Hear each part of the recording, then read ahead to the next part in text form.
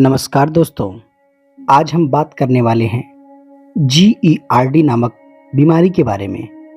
Gastroesophageal reflux disease.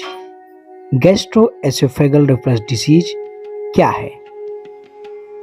यह तब होता है जब पेट में उत्पन्न एसिड कभी-कभी पेट में मौजूद तत्व आपकी भोजन नली में वापस आ जाते हैं। इसी प्रतिवाह और रिफ्लक्स को हम GERD कहते हैं। Gastroesophageal reflux disease. भोजन नली की अंदरूनी सतह में जलन होने लगती है और GERD हो जाता है। सीने में जलन और एसिड का ऊपर आना, ये दोनों स्थिति होती है जिन्हें कई लोग समय समय पर अनुभव कर सकते हैं। जब ये संकेत और लक्षण हर हफ्ते से कम 2 बार होता है या आपके रोजमर्रा के जीवन में हस्तक्षेप करते हैं, या जब आपके चिकित्सक आपकी भोजन नली में होने वाली क्षति का निरीक्षण करते हैं, तो आपकी एसिड में यह रोग पाया जाता है। अधिकांश लोग GERD का निदान अपने जीवन शैली में परिवर्तन करके कर लेते हैं, या कई लोग दवाइयों का सहारा लेते हैं। GERD बीमारी में आपके लक्षण क्या क्या दिखेंगे? आपको किन किन लक्षणों का अनुभव करना पड़ सकता है? आपको इसमें सबसे मुख्य लक्षण है सीने में जलन, जो कभी कभी आपके गले में भी होने लगती है। इसके साथ ही आपके मुंह का स्वाद खट्टा हो जाता है, छाती में दर्द, निगलने में कठिनाई, सूखी खांसी, आवाज़ का बैठना या गले में खराश, भोजन या खट्टे तरल का उल्टी के साथ बाहर आ जाना, गले में गांठ महसूस होना इत्यादि लक्षण आपको दिखाई दे सकते हैं।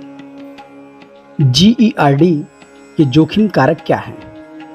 रिस्क फैक्टर क्या हैं? गर्ड प्रतिवाह के कारण पेट के एसिड या पित्त का भोजन नली में वापस आना, भोजन नली के निचले हिस्से के आसपास मांसपेशी का एक गोलाकार बैंड स्थिर होता है और भोजन व तरल पदार्थ आपके पेट में आसानी से चले जाते हैं। उसके बाद ये दोबारा बंद हो जाता है। हालांकि अगर यह स्प्लिंटर असामान्य रूप से शिथिल हो जाता है या कमजोर हो जाता है, तो पेट में उत्पन्न एसिड आपकी भोजन नली में वापस आ सकता है, जिसके कारण आपके सीने में अक्सर जलन होती है। कभी कभी यह दैनिक जीवन में बाधा लाने लगती है।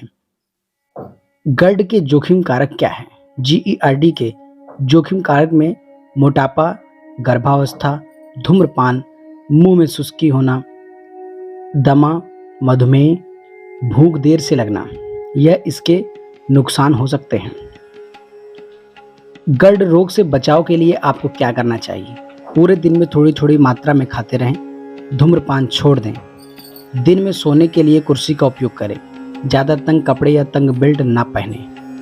GERD का डायग्नोसिस हम कैसे कर सकते हैं कि आपको GERD है? इसका परीक्षण आप कैसे करेंगे? कई चिकित्सक आपके लक्षण से इसका अंदाज़ा लगा देते हैं, या कई बार इसको कंफर्म करने के लिए आपकी भोजन नली में एसिड की मात्रा की जांच करने के लिए एक परीक्षण की जाती है, जिसको एम्बुलेटरी एसिड जांच परीक्षण कहते हैं। 24 घंटे में एसिड को मापने के लिए यह एक उपकरण का उपयोग किया जाता है। कब और कितने समय के लिए एसिड आपकी नली में आता है, इस आधार पर उपकरण का चुनाव किया जाता है। पहले परीक्षण के लिए एक पतली लचीली ट्यूब को आपकी नाक के माध्यम से भोजन नली में डाला जाता है। ट्यूब एक छोटे से कंप्यूटर से जुड़ी होती है, जिसे आप अपनी कमर पर पहनते हैं या अपने कंधे पर लगाते हैं। एक अन्य प्रकार की जांच में एक क्लिप एंडोस्कोपी के दौरान आपकी भोजन नली में पहुंचाई जाती है। जांच के द्वारा एक सिग्नल प्रेषित होता है, जो आपके द्वारा पहने गए छोटे से कंप्यूटर पर दिखाई देता है। लगभग 2 दिनों के बाद आपके मल की जांच की बारी आती है। डॉक्टर आपको इस परीक्षण के लिए तैयार करने के लिए एसिड भाटा रोग के दवाएं लेने से मना कर देता है। ऊपरी पाचन तंत्र का एक्सरे करके भी इसका पता लगाया जा सकता है। तथा तीसरा उपाय है एंडोस्कोपी के द्वारा। चौथा उपाय है भोजन नली की गतिविधि को मापने के लिए परीक्षण, जिसको मैनोमेट्री द्वारा परीक्षण किया जाता है। इसका इलाज, गर्ड का इलाज करने के लिए आपको एंटासिड या आपको गैस आपको एंटासिड लेना पड़ सकता है, जैसे पेट में उत्पन्न एसिड को बेअसर करने वाली जेलुसिल, गाविस्कॉन जैसे एंटासिड तुरंत आपको राहत दिला सकते हैं। एसिड उत्पादन को कम करने वाली दवाएं H2 रिसेप्टर ब्लॉकर में फेमोटिडिन, पेप्सिड या रेनिटिडिन यह दवाई शामिल है।